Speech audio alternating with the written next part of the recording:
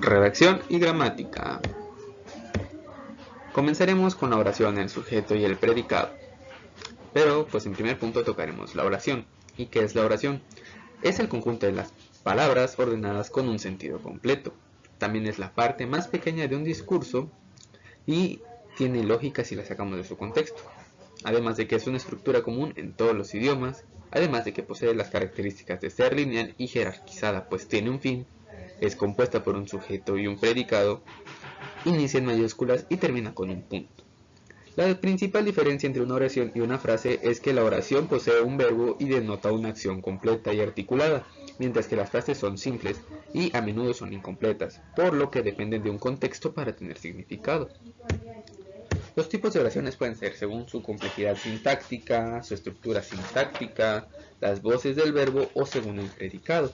Pero empecemos por la complejidad sintáctica, que pueden ser simples o compuestas, y las compuestas coordinadas, subordinadas y yuxtapuestas.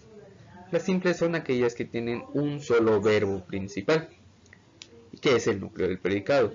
Las compuestas son las que tienen dos o más oraciones simples en una sola, y son unidas por un nexo que fungen como puente. Las coordinadas son cuando ambas oraciones están combinadas y tienen el mismo nivel de importancia.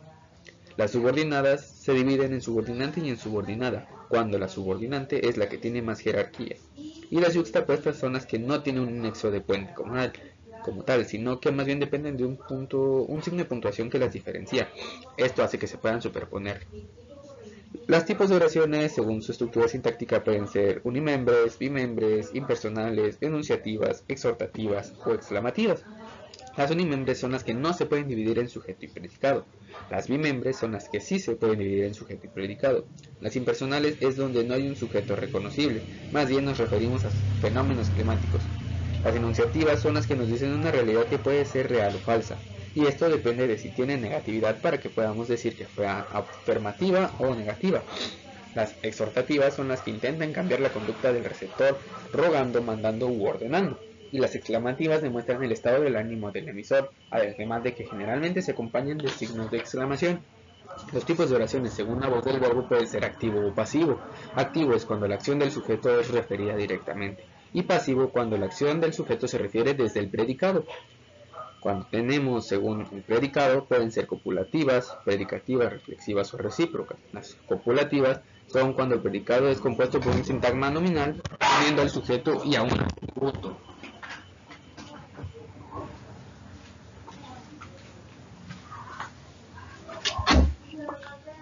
Cuando tenemos una predicativa, tienen un predicado verbal y expresan acciones, más no atributos. Y estas pueden ser transitivas e intransitivas, pues las transitivas necesitan un objeto donde recaiga la acción y se puede cambiar por el objeto directo, mientras que las intransitivas no necesitan el objeto para expresarse por completo.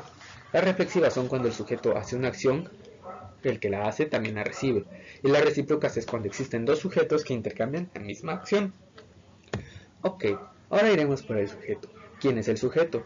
Esto es quien hace la acción.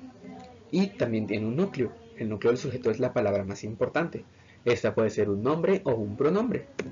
El predicado. ¿Qué es el predicado? Es la acción hecha por el sujeto. ¿Y cuál es el núcleo del predicado? Es la palabra más importante. En este caso vendría siendo el verbo. Ahora, las reglas generales de la redacción. La dividiremos en tres principales puntos. Comenzaremos por los acentos, o sea, las odiadas tildes.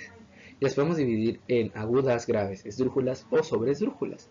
Cuando son palabras agudas, son las que se acentúan solo si terminan en N, S o vocal, y el acento va en la última sílaba.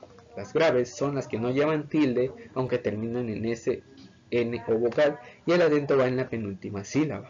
Las esdrújulas son las que se acentúan en la antepenúltima sílaba y siempre se escribe su tilde. Y las sobreesdrújulas son las que se acentúan en la tras antepenúltima sílaba y siempre son órdenes o palabras que terminen en mente y mantienen también la tilde.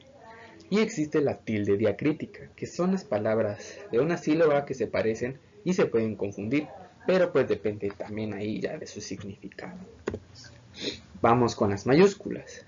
Las mayúsculas siempre se deben de acentuar, aunque anteriormente se creía que no, ya la RAE confirmó que sí. También los títulos se pueden poner en mayúsculas, pero recordemos que siempre deben de ser acentuados. Y no olvidemos que los nombres propios y las siglas también van en mayúsculas. Ahora, de la redacción tenemos la precisión, bueno, con sus características, ¿no? La precisión, la claridad, el queísmo, dequeísmo, la verborrea. Y los empecemos a nombrar, ¿no? La precisión es cuando suele ocurrir problemas, bueno, son problemas. Todo esto son las características que no debe tener. Pues la precisión cuando ocurren problemas de usar verbos generales, por lo que siempre tendremos un verbo más preciso para explicar lo mismo. Y estos verbos generales vendrían siendo los verbos estar, tener o hacer.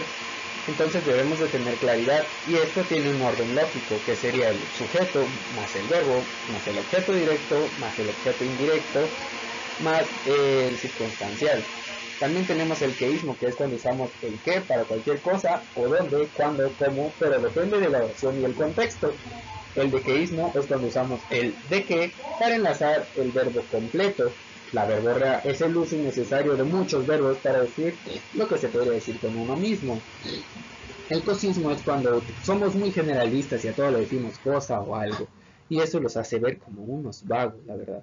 Además tenemos los errores sintácticos, estos son los que nos ayudan al orden lógico, pues la frase no está ordenada como debería. Tenemos los gerundios, que son cuando terminan en ando y yendo y se refieren a un verbo como complemento de modo. Tenemos la voz activa, que es la más directa, y la pasiva, que es una manía que viene del inglés. Poseemos las ambigüedades y esta se da por no respetar el uso de las comas, puesto que podemos decir que vamos a comer niños, pero si no ponemos correctamente el signo estaremos diciendo que se trata de un acto de canibalismo. En cambio, si decimos vamos a comer niños, se trata de un imperativo que se manda a los niños a comer con un.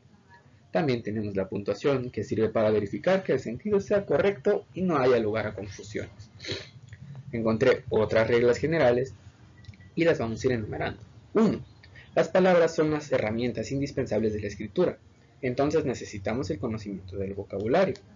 2. Un buen diccionario nunca nos debe de faltar en la mesa. 3. Siempre antes de escribir debemos de hacer un borrador. 4. Debemos leer frecuentemente buenos escritores. Y esto es como la música, pues se te pega. El 5 vendría siendo que hay que evitar los verbos fáciles y los vocablos muletillas. El 6 es que hay que usar los adjetivos lo más exactamente posible. 7.